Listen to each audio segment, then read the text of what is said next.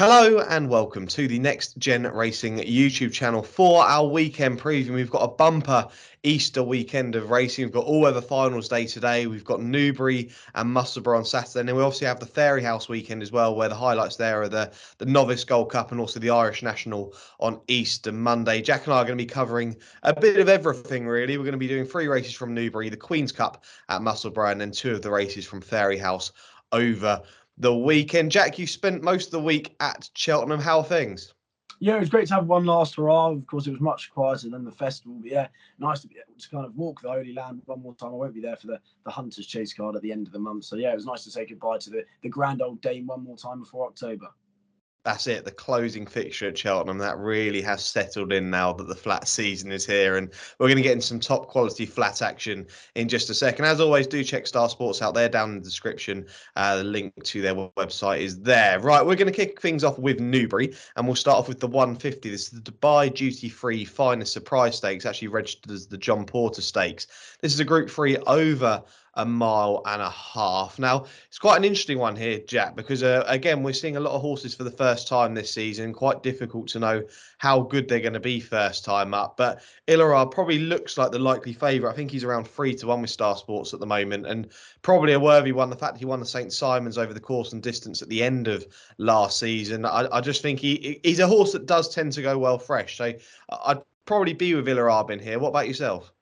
I'd say it's probably a no bet race. I think, as you say, it's kind of like the early flat season. You kind of got some like Group 2/Group 3 performance. I think Illarar was probably almost perhaps a little bit past his best now. But of course, the cheek pieces, the addition of cheek pieces for his last 3 runs last year, kind of brought him back onto the right path. As such, as you said, his win in the St. Simon's was a nice win. He can handle this good ground, but I think he's probably better with softer ground underfoot. I never really seem to be on the right side of him more than anything. I always seem to get him wrong. When I think he's going to go in, he always lets me down, and vice versa. Thunderous was very disappointing on reappearance last year at Sandown, finishing 7th, like last of 7. So that would be slightly worrying for me. But then after that, I think he was very consistent. He was 3rd in the Jockey Club behind Sir Ron Priestley and Pile Driver, 2nd in the Al Ryan behind an impressive Al Arzi on the day, and then 4th in the Hardwick when staying on at the line in testing conditions as well. I think if he does reproduce any of those 3 performances, I think he's going to go very close.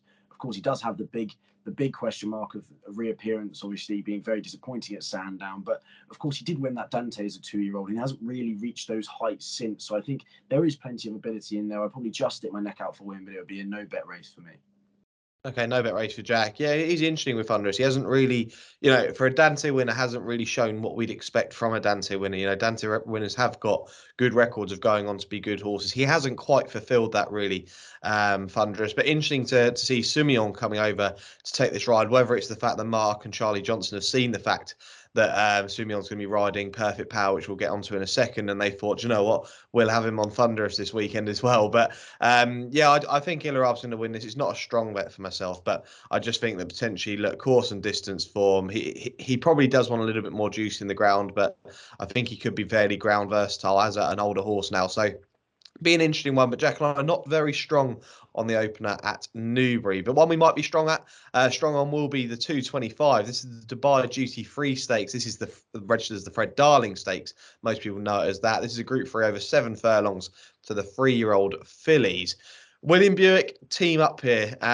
William Buick and Charlie Appleby, team up here with the favourite. This is Wild Beauty. And Jack, it's fair to say they've had some week. Yeah, goodness me. I mean, they're absolutely flying, aren't they? They've destroyed the rally mark. I'm surprised when you're introducing the Fred Darling, you haven't managed to squeeze Alcohol Free's name into there. I thought you were going to mention last year an Alcohol Free, but what a race that was last year. I mean, it was definitely a cliff race for us looking at it. You had Alcohol Free, I had my beloved The Dream as well, and Primo Baccio. Don't even get me started on Primo Baccio. But look, I love the Fred Darling. I think it's probably when you get to see some potential Group 1 fillies. I mean, of course, we probably saw them as well over the weekend, but I think the Fred Darling is really the start of that when you look forward to the Guineas. I mean, I agree, Wild Beauty is a very, very deserved favourite. I think she's even a fair price. I mean, of course, she beat Pizza Bianca at Woodbine in that Grade 1 last year with some ease, and then Pizza Bianca then went and won at the Breeders' Cup in the Juvenile Fillies Turf. And I mean, if you look at the form of that race at the moment, it's already looking quite impressive. Malavaf's gone and won over in France, and then Cachet, of course, won the Group 3 at the weekend. So it does look very, very impressive. But she never really looked that comfortable in the Fillies mile. But I think you can kind of put a line through that. Now, I have no complaints with her price, but I don't know, 9-4, 5-2. I think you can probably look elsewhere just at the prices. And I'm actually a big fan of Eve Lodge, who won the Serinia Stakes against the boys, beating Wings of War and Hierarchy, who then finished first and second in the Mill Reef.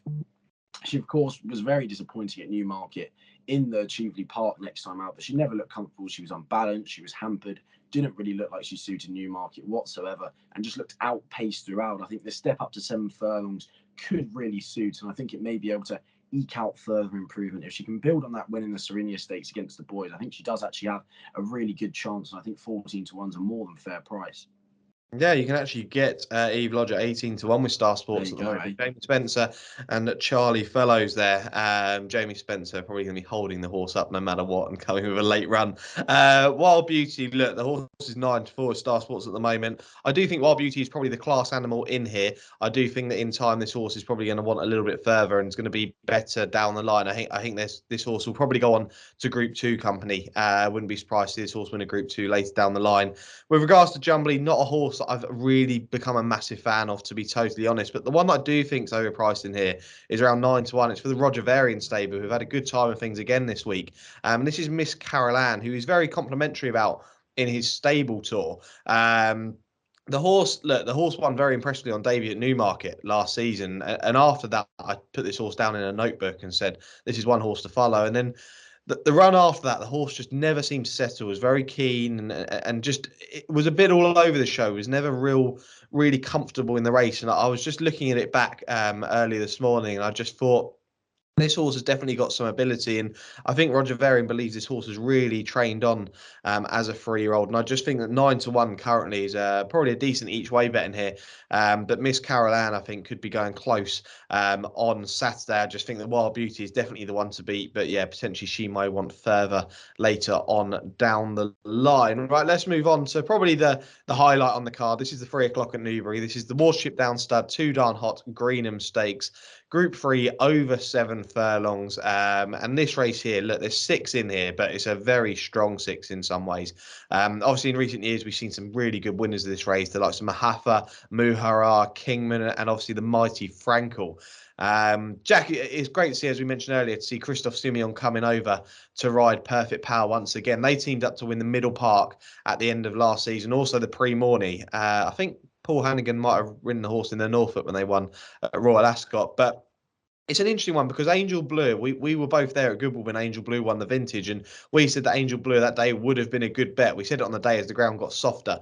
And it's interesting because I look through this horse's form. This horse has only won on really quick going once, and that was I think it was a Class 4 novice stakes at Salisbury, second race of Angel Blue's career. And I just debate whether this horse is going to want the ground a little bit slower, want a little bit of juice in the ground. But Perfect Power seems the one that probably will enjoy the ground. Yeah, 100%. I think you've hit the nail on the head there. Look, Angel Blue was very impressive in France last year and in the vintage, but I think the ground's just a humongous question mark. I think the favourites are probably the wrong way round. I think Perfect Power oozed class. I mean, of course, he had no room at Goodwood, but I mean, he made up for that in good style in the morning and the Middle Park. And even in the morning, he was staying on at the line, was the on good to soft ground. I think this step up to 7 furlongs should be no problem whatsoever. Looking at this, I mean, the only thing is, I think for second place, I think you're kind of vying for. I think Perfect Power is the winner here. I think it's probably a little bit hard to look elsewhere. I don't know if 7 furlongs would be too much of a question mark. Looking at his kind of his breeding, he probably will stay 7 quite comfortably, especially the way he stayed on at the line in France. But I think the second place, I think LaSalle will be able to grab second. I mean, if you look at who's definitely going to stay 7, of course, Angel Blur will, but I think we'll need softer ground. And I think LaSalle will definitely be more nailed on to appreciate the 7 furlongs. I remember when he won a maiden or a novice last year, a Newmarket. He beat a really good field. There was Noble Truth, Find was in there as well, and did it very cosily. Of course, then won the July Stakes and the Gimcrack. Finished last of 4 at Doncaster in the Champagne Stakes, but they went an absolute sprint that day. They went a cruel early doors and then sprinted home. I think with a slightly faster pace early doors, he may be able to be a closer. I think he'll probably be playing second fiddle to Perfect Power, and hopefully it is the Christophe Soumillon on Perfect Power show. Yeah, I completely agree. I think that the favourites are completely the wrong way around. I think Angel Blue's around 13-8 currently, and Perfect Power's 2-1, which isn't a bad price in my opinion, potentially about this horse. And I do think the Greenham's always an interesting one because we either end up with regards to kind of targets coming up, we either end up with Guineas types or we end up with Commonwealth Cup types. It does look like we've probably got a few sort of sprinters in here, potentially, Jack. And I think that we probably see more Commonwealth Cup types. But you say the breeding with Perfect Power, there's no reason this horse might not enjoy the step up and may even have a crack at the Guineas if going to win this. I wouldn't sort of put it out of the question, but I wouldn't say this is a Guineas type. But it wouldn't surprise me if they potentially gave it a go with this horse. But if they didn't, then I'd probably think the Commonwealth Cup would be clearly in their eye line, and it'll be a really interesting one. But Jack saying that Perfect Power Lusail potentially to chase him home in the Greenham. Right, let's get on to Musselburgh, where we'll just look at the one race there, but the highlight, which is the 3:14. This is the Queen's Cup, the Heritage Handicap over 1 mile 3/4. The betting market looks like this. I was looking at it earlier. I can't believe this. I woke up this morning to see a massive gamble on a horse, and that's 0-10, who's currently 7-2 with Star Sports. Enemy is 5-1, Sarumi 11-2. The max we can is 13-2. All right, Sunshine 8-1, and double figures bar these. Cool, yeah, it's a hell of a gamble, this. Jack, it's a great race, this, for staying handicappers. And I think earlier in the week, Ian Williams had the favourite in Enemy, who actually went out to Maidan and ran probably a well-beaten fourth in behind Manobo, who should be a horse competing for big Group 1 staying races this season. But there's a few that potentially are well handicapped, but a lot of people may be believing that this 0-10 is very well handicapped with the gamble on this horse. Yeah, I mean, I kind of had a look a few days ago and spotted 0-10, but I mean, there's absolutely no price there at all, is there now? At 7-2 in these big handicaps. Look, of course, he was second to G Rex, one of his stablemate, pulled 13 lengths clear of third at Tremor, when second, then finished fifth in the Pre-Royal Oak on testing ground. But of course, in Group 1 company, look, he's top rate, he's top weight of 107. He's got Benoit on board, taking off £7, and he's trained by Emmett Mullins. I mean, how shrewd can you get? I mean, you've got Benoit taking off 7 and trained by Emmett Mullins, especially after Noble Yates did what he did. Look, I mean, if he goes and wins, he goes and wins. I mean, if you're looking at 5-1, 6-1, I'd be saying he looks a cracking bet, but it's 7-2. It'd probably just be a watching brief. I was looking in behind for anything at a price. I think 0-10 does actually have a great chance, but I'm not sure I'll be getting too involved at 7-2. Yeah, it's a really difficult race. I'm actually scared of this favourite now. The fact been so well gambled. The one that I did have a little bit of a note for was the Keith Dalglish trained All Right Sunshine. This also course and distance winner, 4-time winner at Musselburgh, and the horse actually ran in the Queen's Prize at Kempton at the start of the season on Lincoln Day, on the all-weather. Didn't run a good race there, but I can probably see that this was a race they had in mind after that. I don't think they probably expected to go there and win that. I think they intended to come here. I just think that potentially, look, he's 7 years old. I know 7-year-olds potentially have the best record in this race, and I'll be taking on Charlie and Mark Johnson, who do have a good record in this race. I think they've got 3 in there.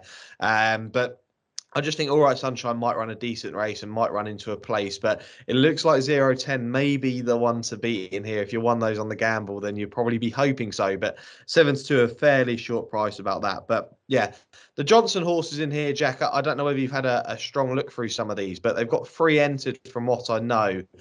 Ben Curtis has 1 ride, Franny Norton has the other, and Joe Fanning on the 3rd. Now, are there any of those that potentially you'd prefer, like kind of put them in order of who would be the best chance for them?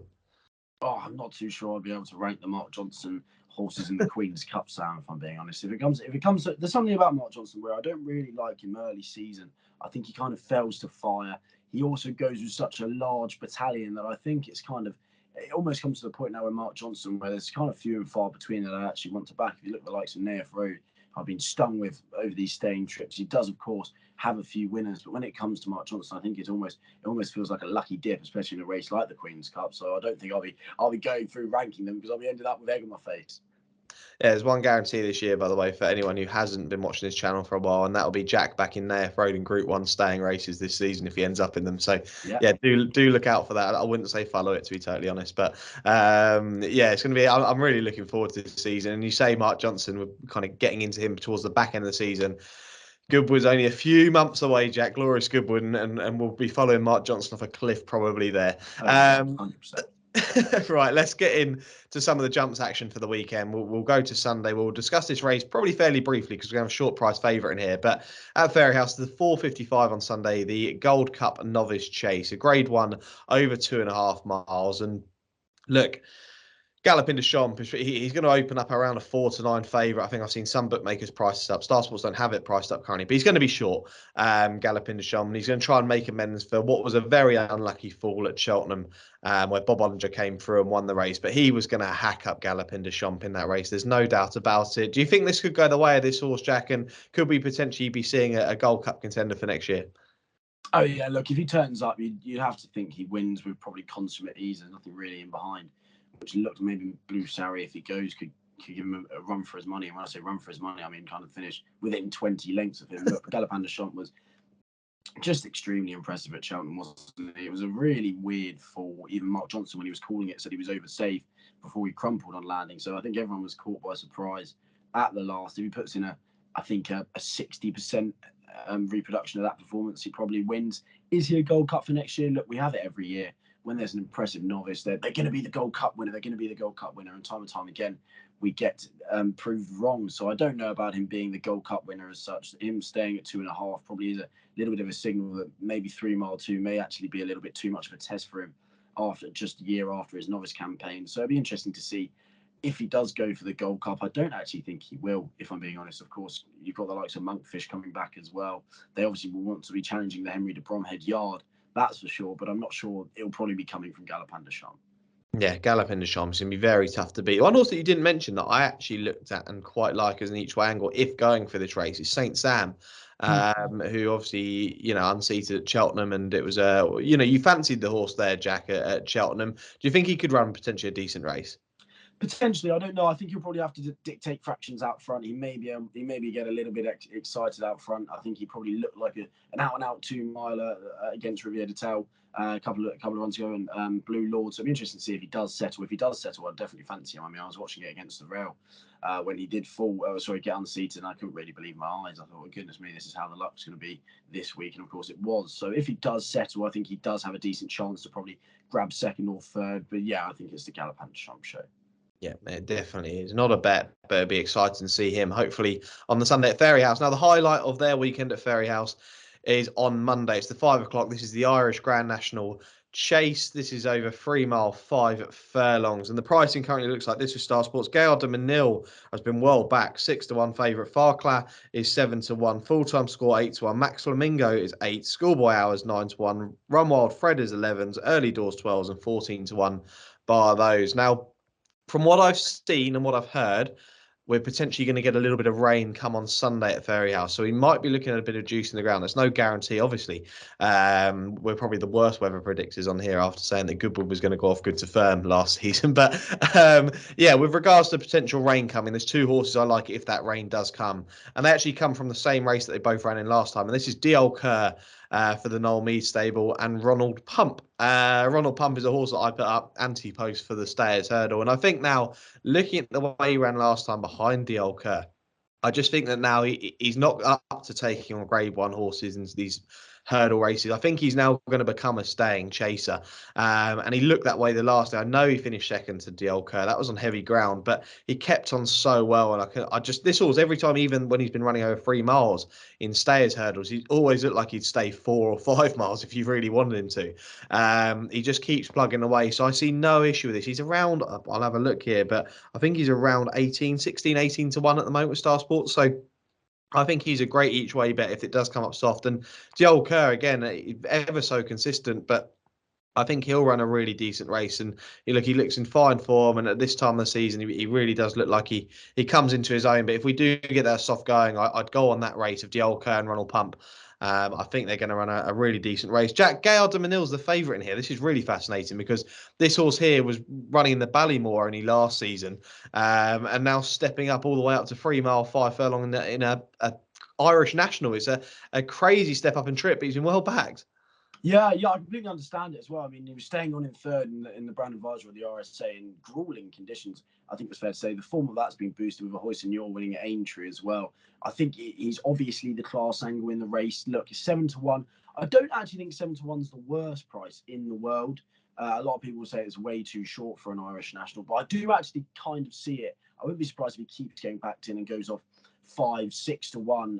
4-5 to 1 on the day. Look, he is the class angle in the race. There's obviously been the joke of JP McManus trying to get hold of him as well before it. I'm not sure if that's actually happened thus far, because he was talking about buying the Donnelly's art collection as well and getting Gaillard de Menil with the art collection. So that was a good barrel of laughs. But look, he's definitely the class factor in the race. But as we saw in the actual national with Delta Work and a couple of the class angles there, it doesn't always come to fruition. So he may be able to run a great race.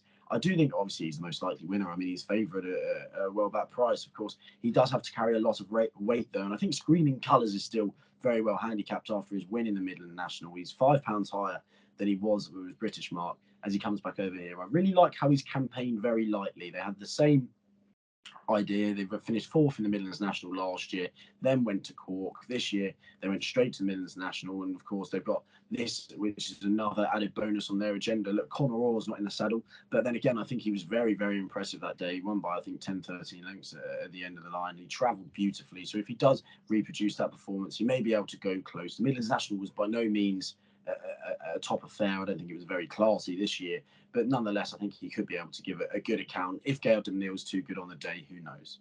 Yeah, Gaillard de Menil is becoming a short price favourite for the Irish National. And one thing that is notable with this race is that novices have a really good record in this race. They do really well, which doesn't really help me out with Ronald Pump, but I just think that it's a fascinating one because we're still waiting for the full declarations, obviously, for Monday. But at the moment, Gigginstown have 11 horses in this race, Jack, and Farclas a very short price favourite for them. Probably they're kind of number one going into this race. But you wouldn't be surprised to see some of these others run well, like the Old Kerr. Is there any of those that kind of took the eye for you when you looked through the betting? I think Farclas has to be the one, but look, when it comes to Gigginstown, I think you've come to the back end of the season now, and it feels like they've just been banging on the door for the whole season. I think it seems to me a little bit more like desperation than anything else to try and land a big prize. So yes, they've been running well, but I don't actually know if they're going to bag a big winner this year. Of course, they've had a few big winners already, but I don't think they're going to land an Irish National. Look, if they got 11 entered and they run 6 or 7, they're going to have 1 or 2 at least in the frame. Farclas is the one I'd probably opt for if I had to, but I think Gigginstown, it may just not be their year. Okay, so Jack with Gaillard de Menil and Screaming Colours is 18-1 Screaming Colours for the Irish National, and I'll be with the Old Kerr's 14-1 and 16-1 about Ronald Pump in the Irish National. Right, let's move on to our naps and next best for the weekend. Jack, kick things off with your next best this weekend. My next best is going to be Perfect Power in the Greenham. He may be actually a sprinter in time, and he may be going for the Commonwealth Cup route. But just in case he does actually appreciate the step up to 7, I think Perfect Power could be too classy. My next best is going to be Perfect Power in the Greenham. Oh no. Oh no, I got here it we go again. down. Here we go again. I've had this lined up as my next best because I knew what my nap was going to be. Okay, I'll kick things off with my nap here, and I'm going to go with Baldemiro. Now, this actually comes on the Fridays. This video is out early, so you might just be able to get on this horse if you are watching the video, but it's at 4:35 at Lingfield. This horse is trained by Michael Appleby, obviously going to be the champion all-weather trainer crowned today. Jason Watson takes the ride. I know Jason Watson, he hasn't helped me out so far this season. He didn't win on Darkness in the Lincoln, which I really did hope would happen, but it never really came about. He's still my horse to follow this season. But yeah, Baldemiro looking ever so consistent type so far. Form figures last 3 runs are 2-1-2. The horse does have a wide draw. That'd be my only concern with this horse. But if this horse can bounce out, I think with regards to the bend here at Lingfield, I think he's going to relish it. And yeah, Baldemiro round 6-7-1 currently. I think he could be a cracking bet, and he'll be my nap of the weekend. Jack, what about yourself? I think in the Fred Darling, yes, Wild Beauty may be too good, but I think Eve Lodge looks a cracking each way bet at 18-1 with Star Sports, which I think is a cracking price. Look, if she doesn't appreciate the step up to 7 furlongs, I'll happily hold my hands up and say I was wrong, but hopefully I think she'll be able to appreciate it and go close in the Fred Darling. There we go. 18-1 nap from Jackie. Love to see it. Right, well, that is it for this weekend preview. If you are going racing this weekend on this lovely Easter bank holiday weekend, do enjoy yourself. It's going to be loads of cracking cars absolutely everywhere. Jumps and flat cards all over the show. We're going to try and be back with you next week, probably middle of next week at some point. We are going to get this flat anti-post video to you because we want to get it out as soon as possible. Probably Native Trail winning the Cravens probably helped us a little bit find a few clues with regards to one of the races that we'll be previewing. But we will get that out to you some point next week. We'll probably update you on Twitter when you're likely to see that one. As always, do subscribe to the channel if you haven't already. Give the video a like, comment down below with your nap of the weekend, and we will see you next week. Thanks for watching.